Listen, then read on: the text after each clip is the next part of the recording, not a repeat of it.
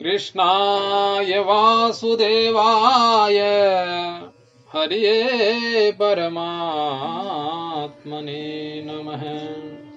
प्रणतः क्लेशनाशाय गोविन्दाय नमो नमः। मनोजवं मारुततुल्यवेगं जितेन्द्रियं बुद्धिमतां वरिष्ठं वातात्मजं वानरयूथमुख्यं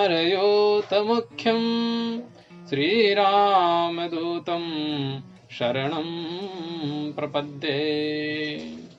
हरिशरणम भक्त भक्ति भगवंत गुरु चतुर्वपु नाम एक, इनके पद वंदन किए नासै विघ्न अनेक। हरिशरणम श्री गुरुचरण कमलभ्यो नमः, श्री हनुमते नमः, श्री गोभ्ये नमः। प्रिय सज्जनों, जैसा कि हमने पिछले अध्याय में वाचन किया कि किस प्रकार महाराज परीक्षित धर्म स्वरूप वृषभ से, गौमाता स्वरूप पृथ्वी से, और जो राजवेश बनाया हुआ कलयुग जो पृथ्वी पे अवतरण हुआ है, उसका उनके बीच में जो संवाद हुआ वो आप लोगों ने श्रवण किया ही।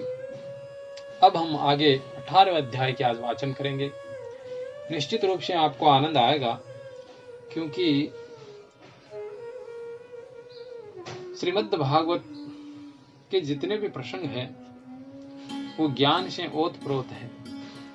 एक एक अध्याय में अगर ध्यान से हम श्रवण करें तो निश्चित रूप से हमको ऐसी ऐसी बातें, ऐसी ऐसी तत्व ज्ञान की बातें हमें जानने को मिलेगी, जिससे हमारे जीवन में आने वाली जितनी भी समस्याएं हैं, चाहे दैविक से आदि दैविक हो, आदि भौतिक हो, किसी भी प्रकार की समस्या हो, उन समस्याओं में हमारा मार्गदर्शन निश्चित रूप से इनसे होगा। तो हम ध्यान पूर्वक इस कथा को श्रवण करें।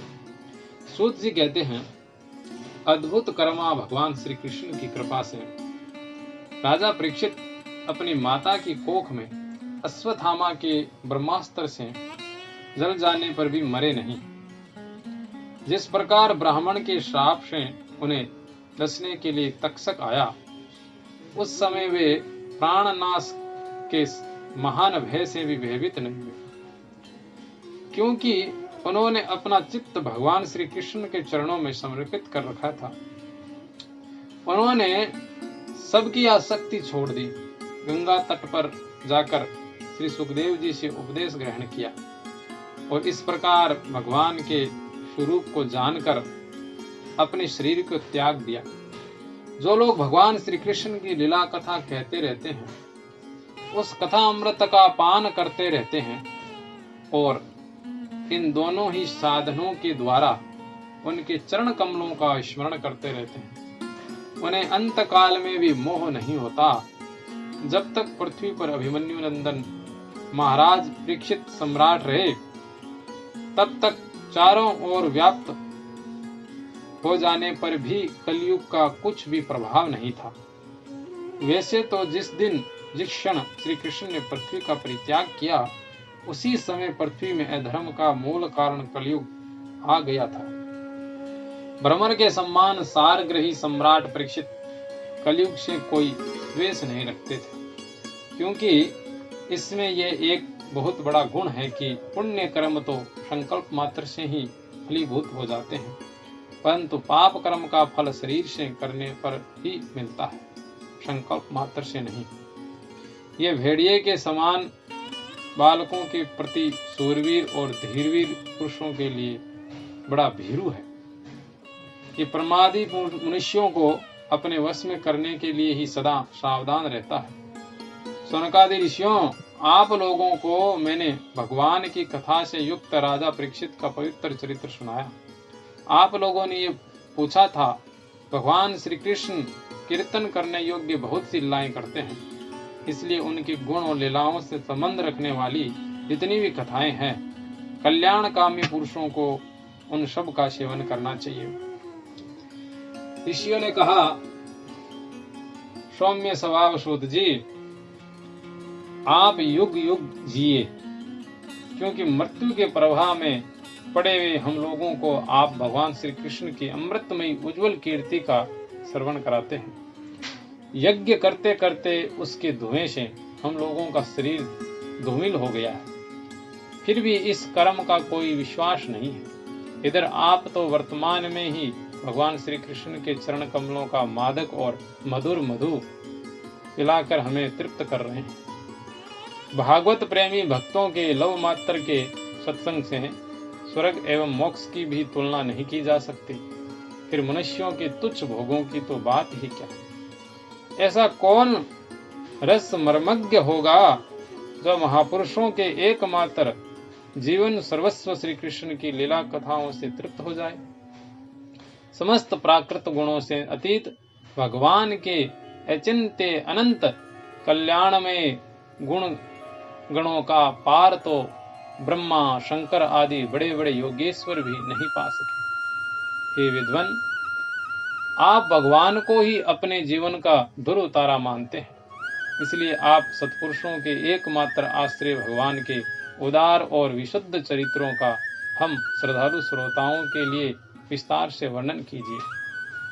भगवान के परम प्रेमी महाबुद्धि परीक्षित ने श्री सुखदेव जी के उपदेश किए हुए जिस ज्ञान से मोक्ष स्वरूप भगवान के चरण कमलों को प्राप्त किया, आप कृपा करके उसी ज्ञान और परीक्षित के परम पवित्र उपाख्यान का वर्णन कीजिए, क्योंकि उसमें कोई बात छिपाकर नहीं कही गई होगी और भगवत प्रेमी की अद्भुत योग निष्ठा का निरूपण किया गया होगा।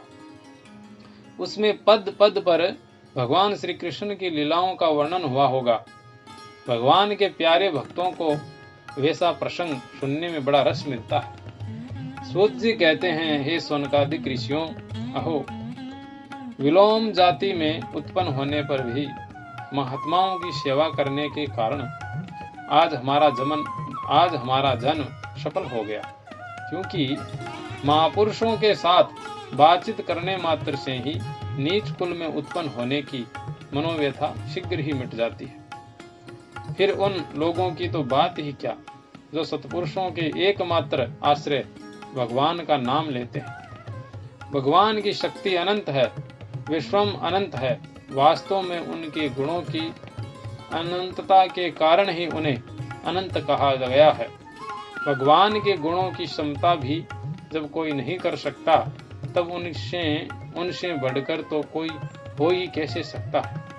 उनके गुणों की विशेषता समझने के लिए इतना कह देना ही पर्याप्त है कि लक्ष्मी जी अपने को प्राप्त करने की इच्छा से प्रार्थना करने वाले ब्रह्मादि देवताओं को छोड़कर भगवान के न चाहने पर भी उनके चरणों की रज का सेवन करती है। ब्रह्मा जी ने भगवान के चरणों का प्रक्षालन करने के लिए जो जल समर्पित किया था, वही उनके चरण नखों से निकलकर गंगा जी के रूप में प्रवाहित हुआ। ये जल महादेव जी सहित सारे जगत को पवित्र करता है। ऐसी अवस्था में त्रिभुवन में श्री कृष्ण के अतिरिक्त भगवान शब्द का दूसरा और क्या अर्थ हो सकता है। जिनके प्रेम को प्राप्त करके धीर पुरुष बिना किसी हिचक के देह गे आदि की दृढ़ आसक्ति को छोड़ देते हैं और उस अंतिम परमहंस आश्रम को स्वीकार करते हैं, जिसमें किसी को कष्ट न पहुंचाना और सब ओर से उपशांत हो जाना ही स्वधर्म होता है। सूर्य के समान प्रकाशमान महात्माओं, आप लोगों ने मुझसे जो कुछ पूछा है वह मैं अपनी समझ के अनुसार सुनाता हूँ। जैसे पक्षी अपनी शक्ति के अनुसार आकाश में उड़ते हैं, वैसे ही विद्वान लोग भी अपनी अपनी बुद्धि के अनुसार ही श्री कृष्ण की लीलाओं का वर्णन करते हैं। एक दिन राजा परीक्षित धनुष लेकर वन में शिकार खेलने गए थे। हिरणों के पीछे दौड़ते दौड़ते वे थक गए और उन्हें बड़े जोर की भूख और प्यास लगी।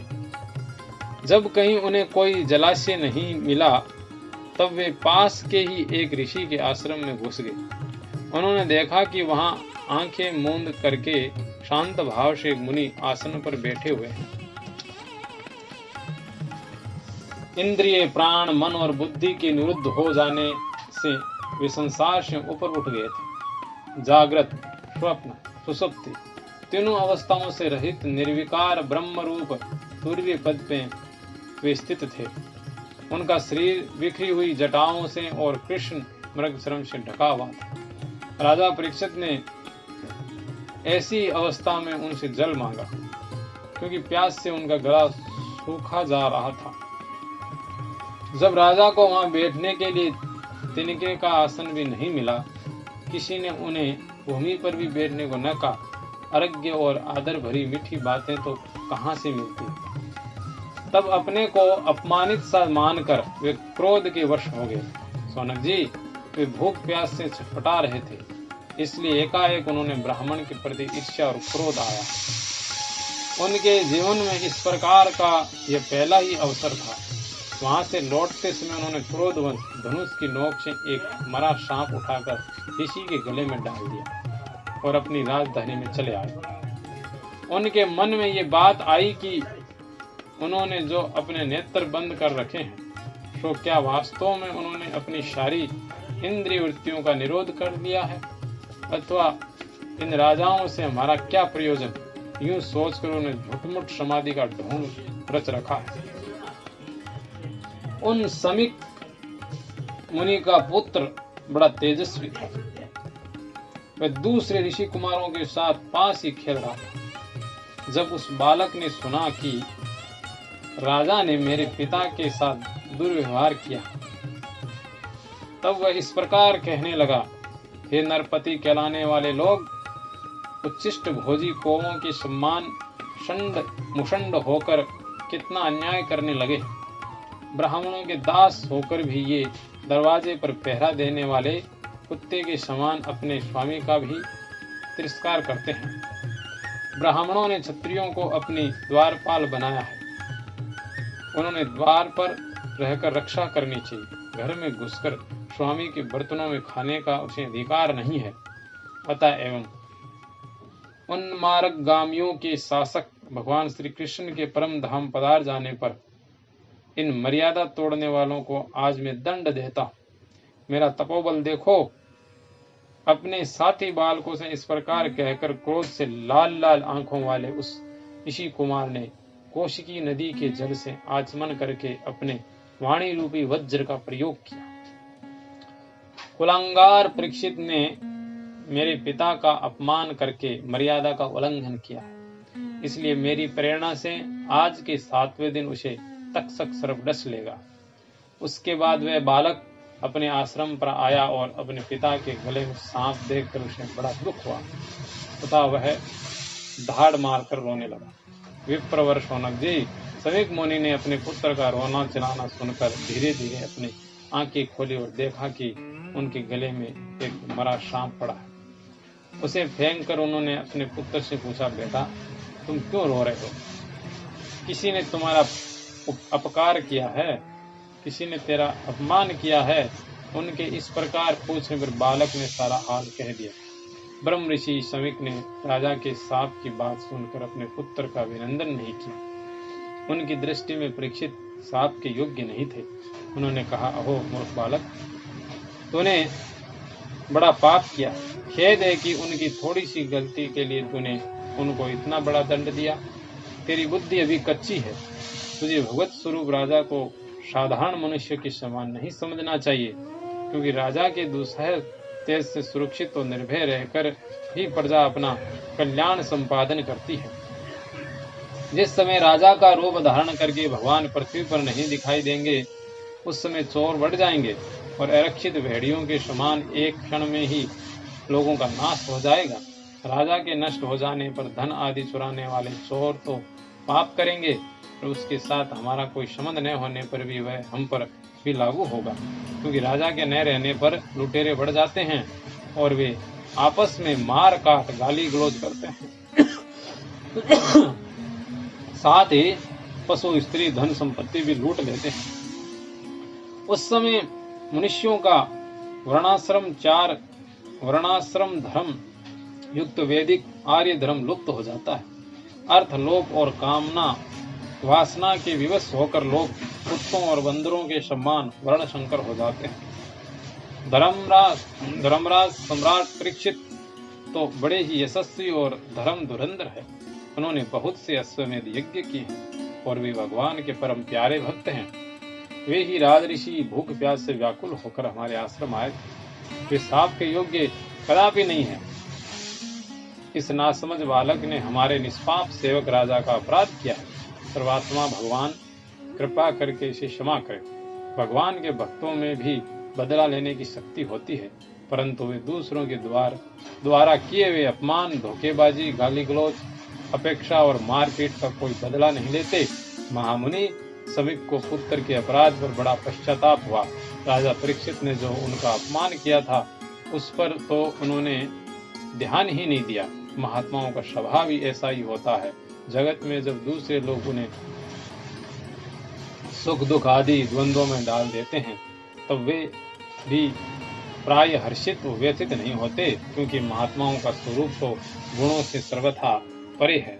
हरिशरणम हरिशरणम। तो प्रिय सज्जनों, हमने आज इस प्रसंग में ये श्रवण किया कि किस प्रकार परीक्षित जी को समीक के पुत्र ने, श्रृंगी ऋषि ने, बालक होने पर यथोचित ज्ञान न होने के कारण अपने तपोबल के द्वारा महाराज परीक्षित को श्राप दे दिया है कि 7 दिन बाद में तक्षक नाग उन्हें डस लेगा। और ये सारी बातें जब उनके पिताजी समीक ऋषि को पता लगी तो उन्होंने अपना दुख व्यक्त किया।